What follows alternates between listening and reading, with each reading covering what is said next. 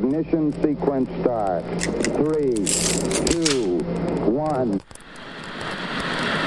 Range is hot. Lock and load. It's time for the Gun Rack with your hosts, Joey and Drew.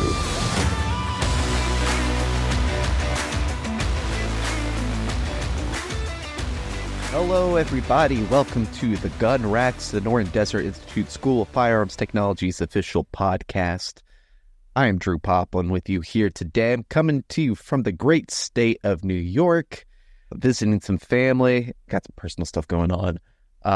But in recognition of that, and considering I'm currently in a relevant area of the state to be talking about this, today we'll be tackling one of America's first pivotal campaigns of the Revolutionary War. We are talking about the Saratoga Campaign. This will be a part one, and we'll get part two next week. Before we get into that, let's talk a little bit about SDI. The Sonoran Desert Institute, SDI, is an online school that helps students learn the skills and techniques that they'll need to be successful in the firearms and unmanned technology industries. SDI is accredited by the Distance Education Accrediting Commission, the DEAC, and currently we offer 3 programs in firearms technology: the Associate of Science in Firearms Technology, the Certificate in Firearms Technology Gunsmithing, and finally the Certificate in Firearms Technology Handgun Specialist program. Now, if you want more information about any of those programs or just want to know a little bit about what SDI is about, please head to our website. That's www.sdi.edu, and you can find out more information there. Now, let's just hop right into it because there's a lot to talk about. My chief sources for this episode come from the American Battlefield Trust website. There is a helpful video by History Rebels on YouTube. And then, of course, I wanted to consult Richard Ketchum's book, Saratoga, Turning Point of America's Revolutionary War. Now, it kind of feels like many of our past episodes have somehow led up to us talking about this campaign. For example, we've had episodes about George Washington, an episode about Fort Stanwix, which is here in Rome, New York, which we will address here later in the episode. And we've done a couple of Revolutionary War episodes talking about specific battles. We had the series on Southern battles of the American Revolution. I believe back in the day, like pretty early on, Joey did something on the battles of Lexington and Concord. I believe he maybe even covered the Battle of Trenton. So it kind of feels like there's a lot of connecting pieces. And so it'll be interesting to hear some of these familiar names and events that we've talked about before, just brought up in a new context. But without any further ado, let's get into it. Let's start in 1776, where you have the British taking New York City, which ended up driving George Washington's forces to New Jersey. At this point, the situation for the upstart Americans wasn't looking great. Anticipating that an attack on Philadelphia would soon follow, Congress even temporarily moved their headquarters back to Baltimore. So, things were looking a little shaky. You have to remember, New Jersey isn't the biggest state. New York, New Jersey, Philadelphia, they're all pretty close together, relatively speaking, especially today. Back in the day, maybe it's a little bit further, considering, they didn't have cars and planes and stuff like that, or even roller skates for that matter, which is a shame. But after taking New York City, the British, they wanted to take back much of New England. New England was, in our Southern Battles series, we talked about how much of a hotbed the South was during this time. But the thing with the South is that you had a lot of loyalists and a lot of patriots. So that's sort of where the clash happened. Now, in New England, you did have loyalists, but you had very rabid anti-loyalists. I mean, we know how New Englanders can be. So, the English, they wanted to shut off that part of the nation. They wanted to take care of all the rabid anti-loyalists, and they wanted to retake Boston.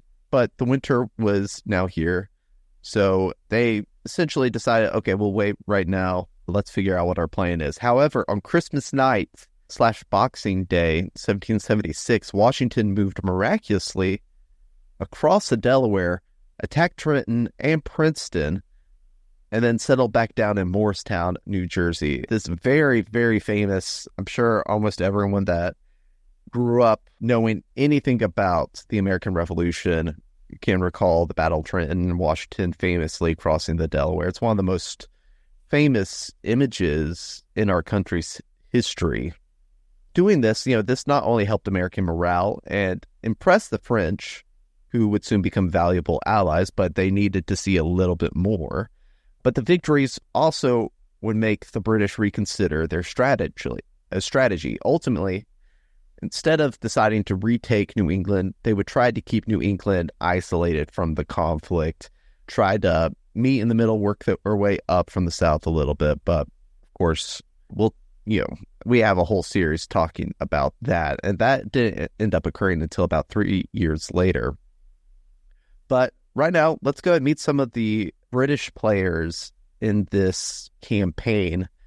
First off, we have the British Secretary of State for the colonies and the man responsible for managing the war, Lord Germain. We also have a guy that was basically acting as leader on land for the British forces, General William Howe. Howe really desired a decisive victory over the rebels. His thought was he ideally wanted to attack Philadelphia, since to his knowledge, that's where the Continental Congress was. So if he attacked Philadelphia, which also is a major hub, Washington most likely would have to commit to defending it with large numbers. Then he could defeat Washington and capture the Continental Congress, basically forcing the Americans to sue for peace. And thirdly, and this is the guy we're going to be talking a lot about, it's General John Burgoyne. And Burgoyne, he has another idea as far as what the British strategy should be. Burgoyne is ambitious and cocky, and he proposes a three-pronged attack on Albany, New York, led by himself with about 8,000 men down south the Hudson River Valley from Montreal, Colonel Barry St. Leger with about 2,000 men going down from Lake Ontario east down the Mohawk River Valley, and finally General Howe, who would lead his men from New York City up the Hudson River, where all three would converge on Albany. And by doing this, Burgoyne hoped to take control of the Hudson River, which would end up cutting off New England from the rest of the colonies. Now, you have these two plans, and Lord Germain, who is in charge of all this, decided to approve Burgoyne's plan. However, this is where things get messy. General Howe, the guy who wanted to attack Philadelphia, also submitted his plan to Lord Germain, and he also got approval for his plan. Now, if you remember, Burgoyne's plan hedged on General Howe coming from New York City up the Hudson to Albany. It was supposed to be a three-pronged attack. Now, whether Lord Germain failed to inform Burgoyne of this until later, or whether he told Burgoyne of what Howe was doing and just figured both plans could work simultaneously, remains to be seen today. But in any case, not a great setup for success right off the bat. Now, to attack Philadelphia, like General Howe wanted, Howe had two viable options. One was he could move through New Jersey on land or by sea via the Delaware Bay. And both of these options, they offered flexibility to help Burgoyne if they needed to. However, Howe chose neither of these options and instead took the time-consuming route through the Chesapeake Bay, which is a route that would leave him unable to help Burgoyne with his attack on Albany. Now, why Howe chose this is unclear. Some of his harshest critics would basically accuse him of treachery for this, but we don't know for certain. Meanwhile, Burgoyne, he arrived back in Quebec on May 6, 1777, ready to enact his plan. Meanwhile, let's talk about the American strategy. The Americans were in New Jersey trying to figure out what the British were cooking up. Some of the players that we're going to be talking about, of course, you have George Washington, who, if you want a biographical episode about George Washington, check out episode 93 of our podcast. George Washington, the man who would not be king. Secondly, we have General Philip Schuyler, who would go on to be, he was very wealthy. I believe he resided in New York City, maybe Albany. I cannot remember off the top of my head. But he would go on mainly to be known today as the father-in-law of Alexander Hamilton. And then third, we have General Horatio Gates. Now, if you want to know what our opinion on Horatio Gates is, if this is one of your first times listening to one of our military history episodes, check our Southern Battles of the American Revolution to find out what we think of him. Now, so you had these three generals and Congress, and they all had opinion about what Burgoyne in Canada was going to do. Congress, for their part, thought he'd move to New York by sea, but in any case, they were more concerned about what Howe was up to. They couldn't really get a reading on what his movements in New York, especially New York City, were. And it was partially because of this indecision and lack of intel, and partially because they were afraid of stretching out their supply lines too far, that many of the garrisons that would be in the region of New York that we're going to be talking about were woefully neglected in terms of manpower and supplies. But still, in April 1777, General Schuyler sent Colonel Peter Gansevoort and a large regiment to fix Fort Stanwix, and that's located in modern-day Rome, New York. Now, a fun fact about Gansevoort, he, and I didn't mention this in the previous episode, turns out he was actually the maternal grandfather of Herman Melville, the guy that wrote one of the most famous books of all time, Moby Dick.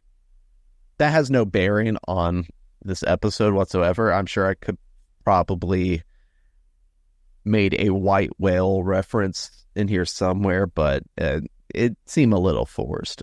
Anyway, Washington placed 4 regiments at Peekskill, New York, and that's about, I want to say, 35 kilometers outside New York City. So he placed 4 regiments here so that in the event of British movements from Howe, they could be directed towards them in either direction, whether they went north or south.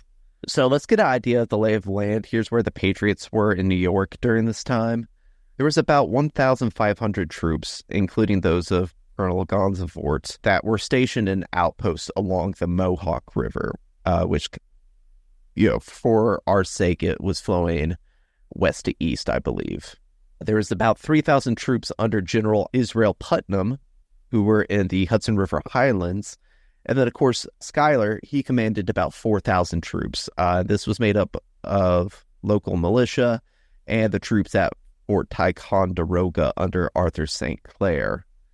Yes, let's start getting into action. Let's talk about some of the moves that started happening. So in June 1777, specifically, I think June 14th, the British started making their move.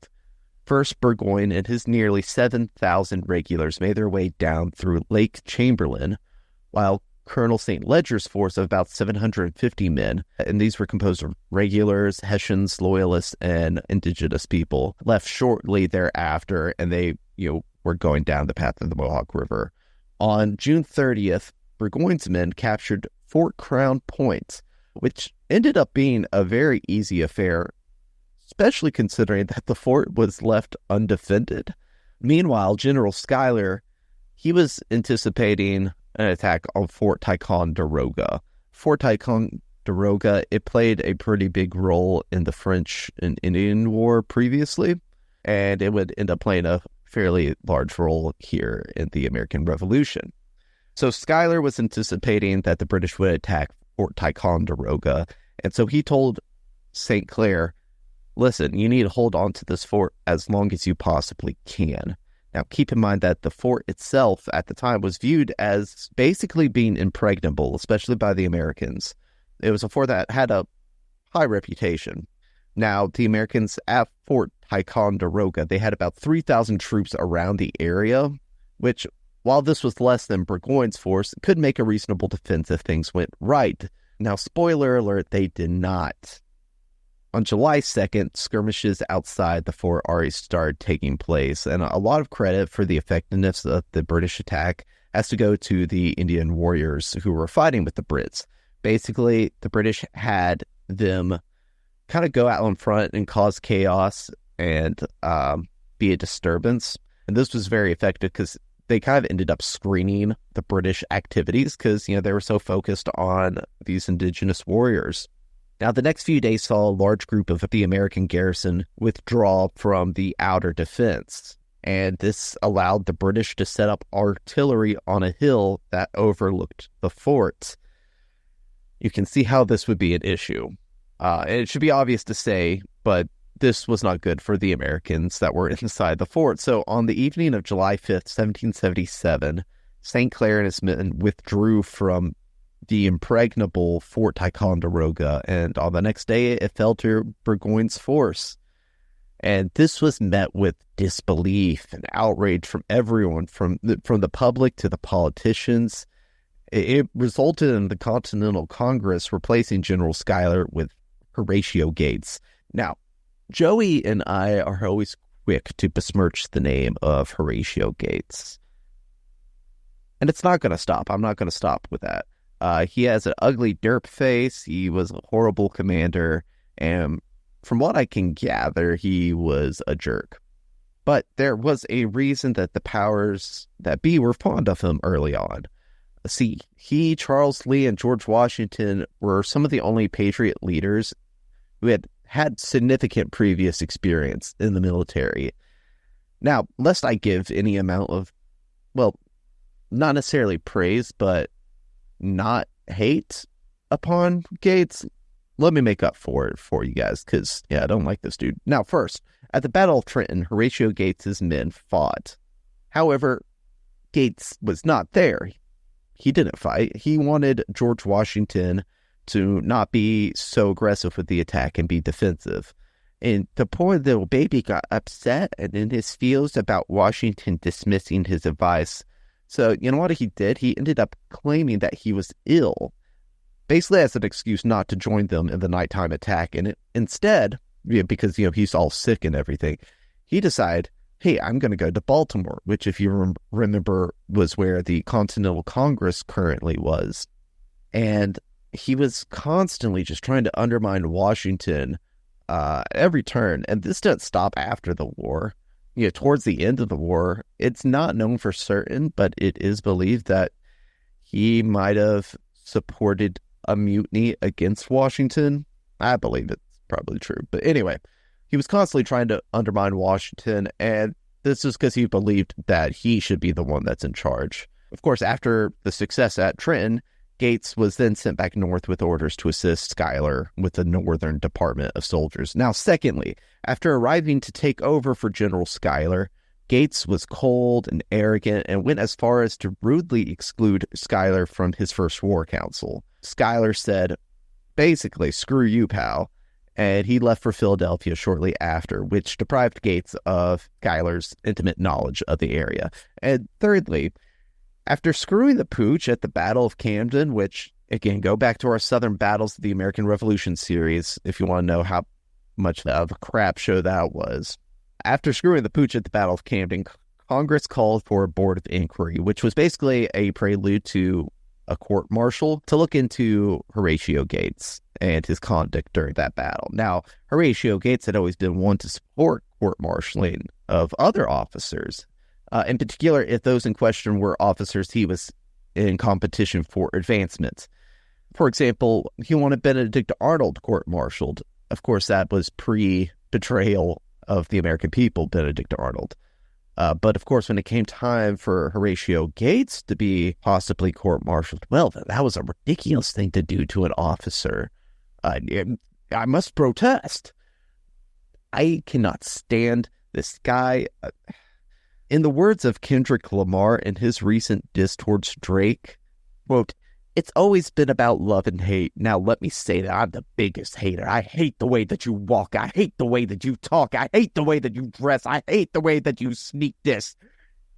Now that I think of it, Horatio Gates might be the Drake of American Revolution era war generals, and that is not a compliment. I honestly could go on forever, but I have a campaign to talk about, so let's get back to that. Gosh. Anyway, after taking Fort Ticonderoga, Burgoyne aimed at taking out the retreating Patriots. Through the battles of Hubbardton and Fort Anne, the Continentals managed to fight bravely. They would lose, but ultimately escape the pursuing Burgoyne to the refuge of Vermont. And despite these losses, many of the soldiers who survived managed to play an important role in the battles that were to come. So really kind of saving themselves from complete and utter disaster. After this series of events, the reception overseas, Britain was one of being very, very happy. King George was very satisfied. And Burgoyne would settle briefly at the home of Philip Skene, who was a loyalist in America.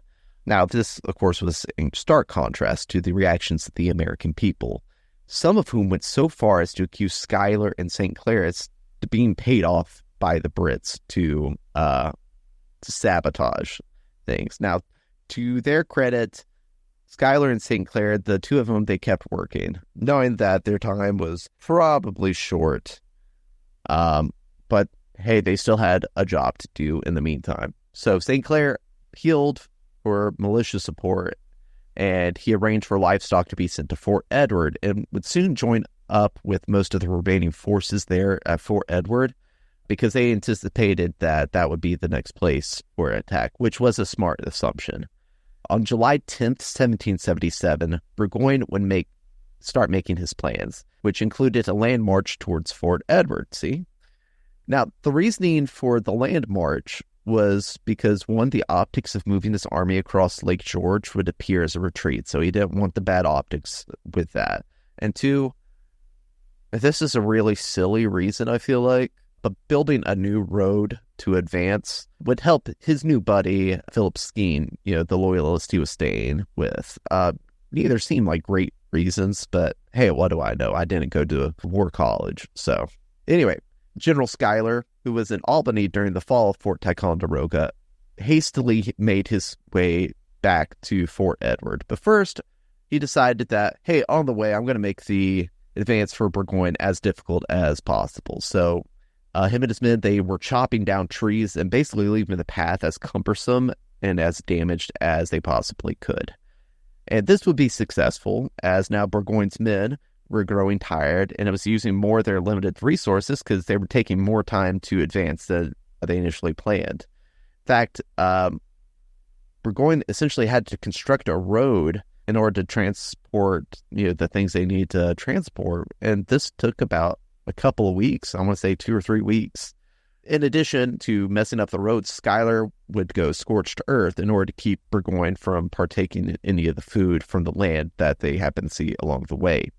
Now, as Burgoyne and the British approached Fort Edward, they followed a similar protocol that they used at Fort Ticonderoga, which was having the indigenous allies up in front causing chaos. Now, the issue was that these allies were growing more and more impatient, and they basically started committing indiscriminate raids on the locals. Now, if you want a specific story of this, look up the death of Jane McCrae.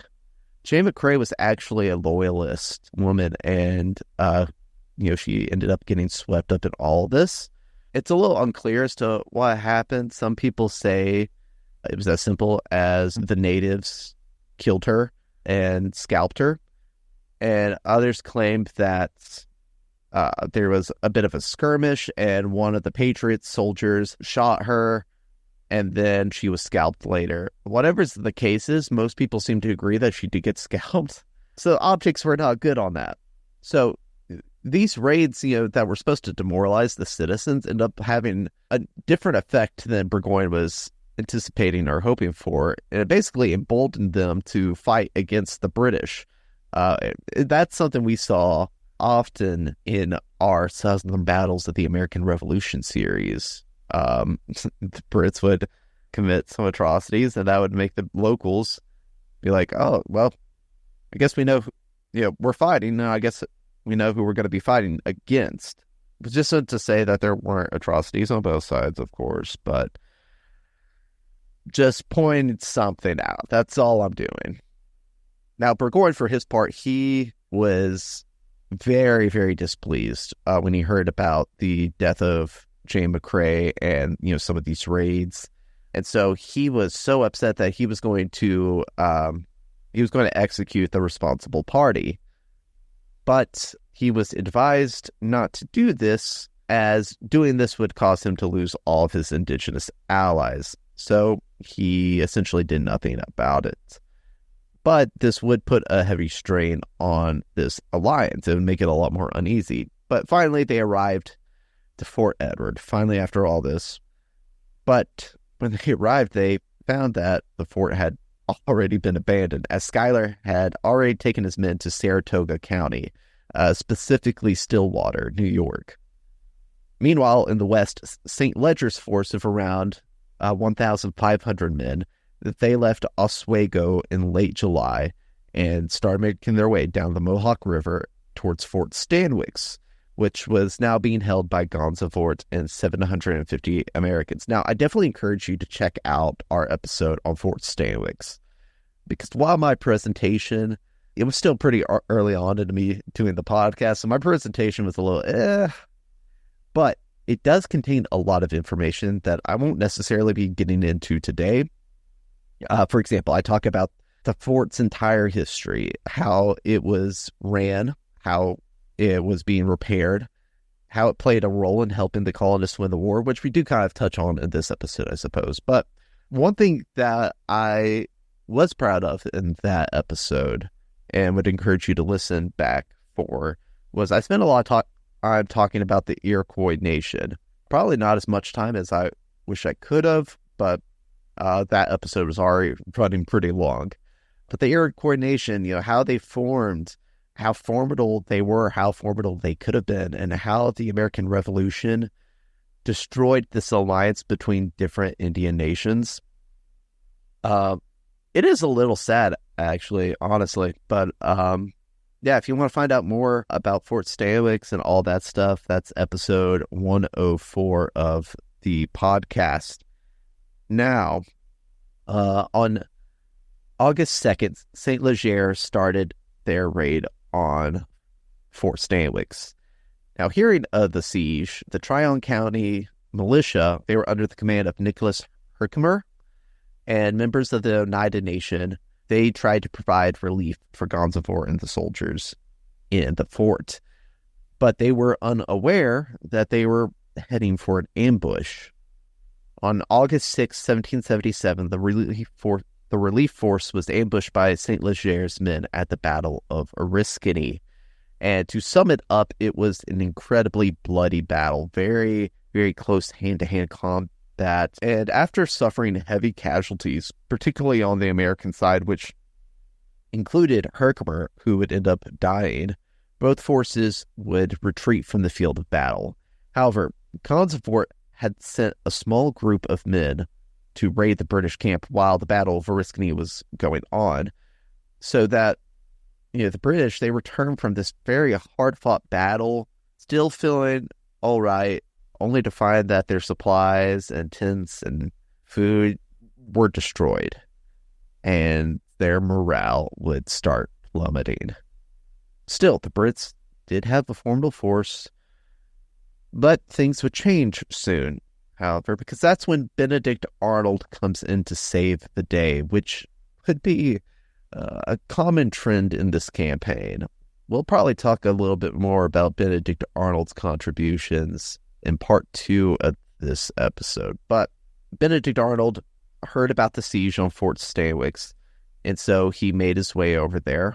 He believed he'd be able to gather more militia help, more men, but that ended up not being the case. And so, not having as many men as he hoped for, he decided to get crafty, and he led the British to believe that he actually had thousands of men, that he was bringing a larger force than St. Leger had. So, I think essentially he sent like a fake spy or something to the Brits to tell St. Leger this. Once the camp heard about this, many of St. Leger's indigenous allies left him. So now Leger was basically left without a choice. He called off the siege and decided his best course of action would be to retreat back to Canada through Oswego. So St. Leger was out of this campaign. But let's go back to Burgoyne. Burgoyne, at this time, after this, he started receiving the bad news. So first, he received word from General Howe that he would not have Howe's help in attacking Albany, as he was going to Philadelphia through the Chesapeake Bay instead. He did say something about like, oh, well, maybe our pal Clinton will assist you. I told him to help, but I'm going to attack Philadelphia. Bye. So that was bad news number one. Bad news number two was he received word about St. Leger's retreat back to Canada. So things were not looking good for his three-pronged attack, which was now looking like it was going to be a one-pronged attack. Ultimately, he decided to follow up on some advice he had received earlier, and he would send Colonel Friedrich Baum and about 800 men, mainly consisting of Hessians, to Bennington, Vermont, to try to get supplies and to get some more horses for the dragoons and more food for the horses for the dragoons. And I just like saying the word dragoons at this point. Meanwhile, Colonel John Stark of New Hampshire, who was a patriot, gathered a group of 1,500 New Englanders who, at this point, were just ready to have a fight to attack Baum's position. Baum, at this point, seeing that attack was probably going to happen, so he made sure to fortify a hill. So in the middle of August, intense fighting ensued, and reinforcements for both sides would come. But ultimately, the Battle of Bennington saw both sides fight bravely, but Baum was mortally wounded, and the British side lost around 1,000 men, which was a devastating blow to Burgoyne already. But Burgoyne, instead of being sad, he was furious. This is someone's fault. It wasn't his fault. No, it couldn't have been his fault. It was someone else's. And so he decided to point his ire towards his native and his Canadian allies. Obviously, they didn't appreciate getting the blame for this, especially when, I want to say, was included in that group with Colonel Baum was a decent amount of native fighters, and I think about 80 of them died in that battle. So obviously they didn't appreciate getting the finger pointed at them. Tensions were already hot, so they said, screw this, we're going home. So smart move, Burgoyne. Great job. Now, shortly after this, Horatio Gates, he arrived to take over command from Philip Schuyler. And because of the raids and some of the recent success, Horatio Gates at this point had around 6,000 men at his disposal. It's a common misconception. The Battle of Saratoga is actually a series of engagements and battles over the course of a month or two. So we will get into those battles next week. And we will be stopping for today. Thank you guys so much for listening. And I can't wait to dive more into this and share what I find.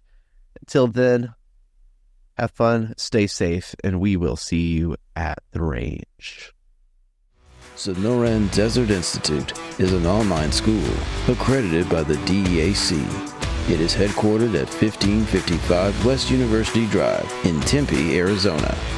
For more information about how you can craft your firearms future, visit sdi.edu.